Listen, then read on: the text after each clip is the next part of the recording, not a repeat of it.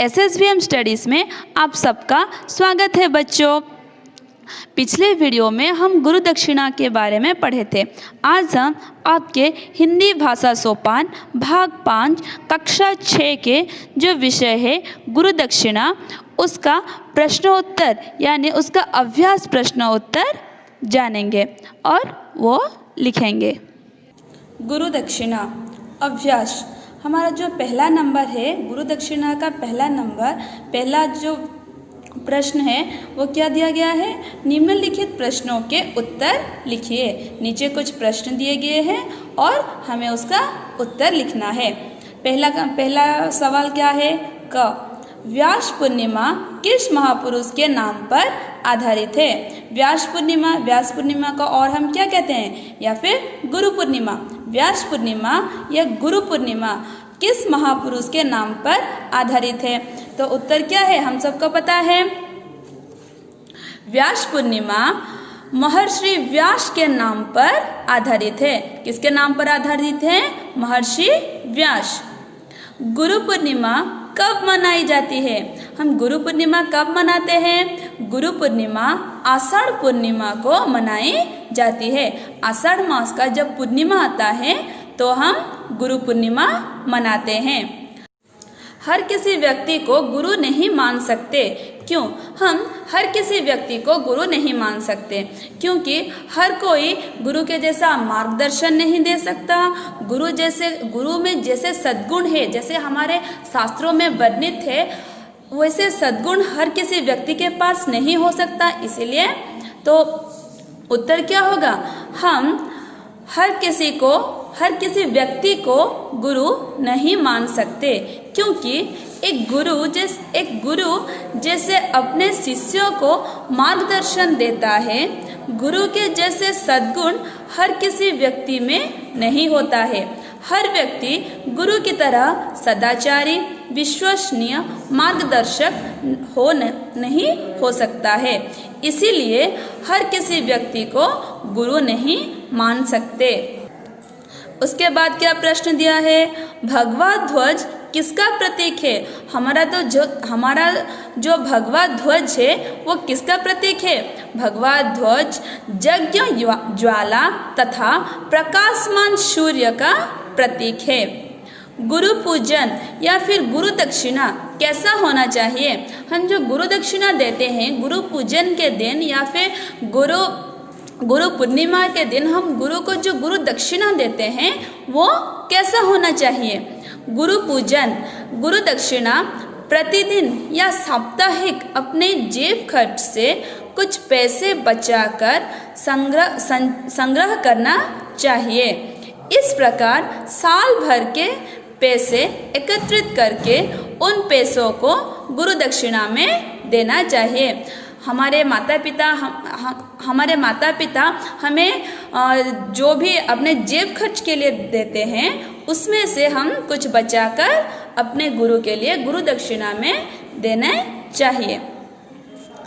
फिर क्वेश्चन क्या है?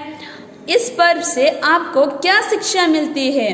जो गुरु दक्षिणा है, गुरु पूजन है, गुरु पूर्णिमा है, उस पर्व से आपको क्या शिक्षा मिलती है?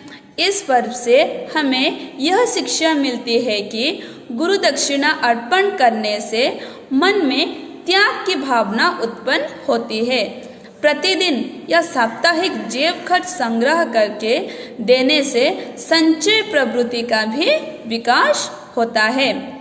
संचय प्रवृत्ति का भी विकास होती है। फिर क्या दिया है?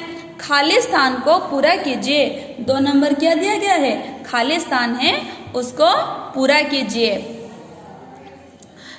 क का क्वेश्चन क्या है? हमारे राष्ट्र में गुरु की महत्ता अत्यधिक बताई गई है। हमारे राष्ट्र में गुरु की महत्ता अत्यधिक बताई गई है।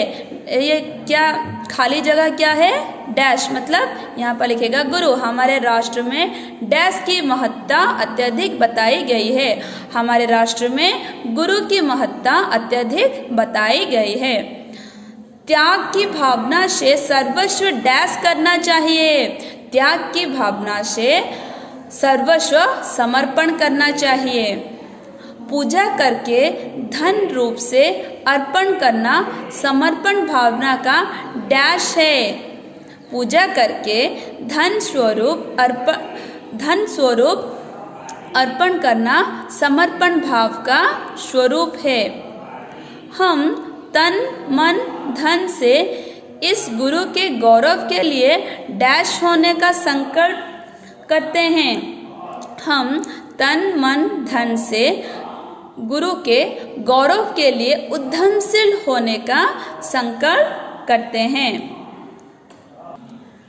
तीसरा नंबर क्या दिया गया है? तीसरा नंबर है विलोम शब्द लिखिए। विलोम यानी विपरीत शब्द लिखिए। तो क्या दिया गया है? योग्य। योग्य का विलोम या फिर विपरीत शब्द है अयोग्य। निर्माण। निर्माण का है विनाश। कम, अधिक। अंधेरा, प्रकाश या फिर उजाला।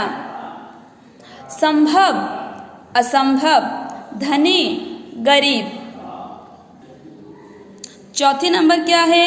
वचन बदलिए। वचन बदलिए मतलब सिंगुलर टू प्लूरल। वचन ये एक वचन में लिखा गया है, हमें बहुवचन में लिखना है। तो वचन हम जब बदलते हैं तो हमें यह ध्यान देना चाहिए कि आकारांत पुल्लिंग शब्दों के आ के स्थान पर ए कर देने से बहुवचन बन जाता है।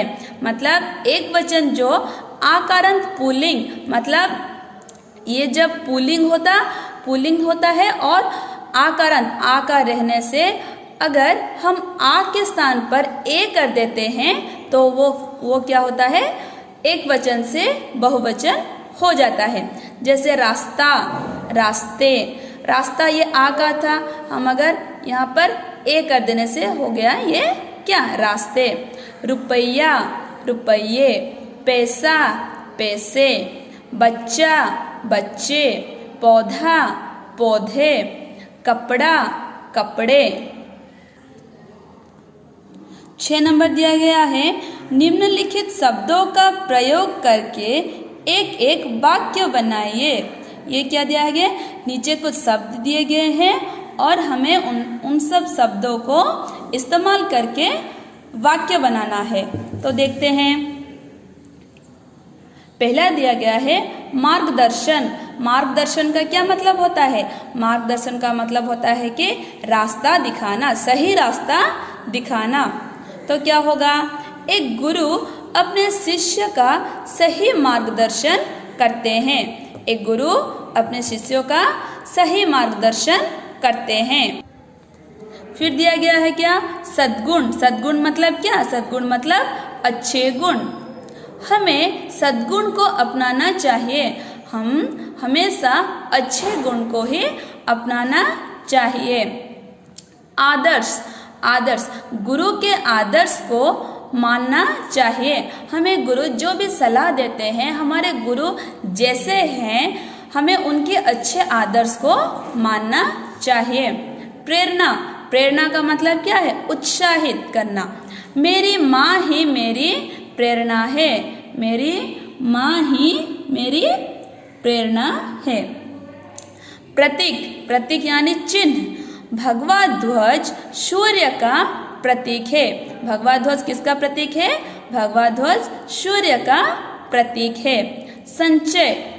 संचय यानी जो कि हम हमेशा संभाल कर रखते हैं, उसे संचय कहते हैं। बचपन से ही संचय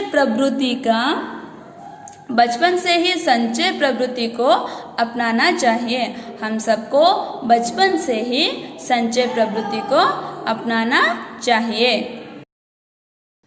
तो बच्चों, ये था आपका गुरु दक्षिणा विषय का अभ्यास प्रश्नोत्तर।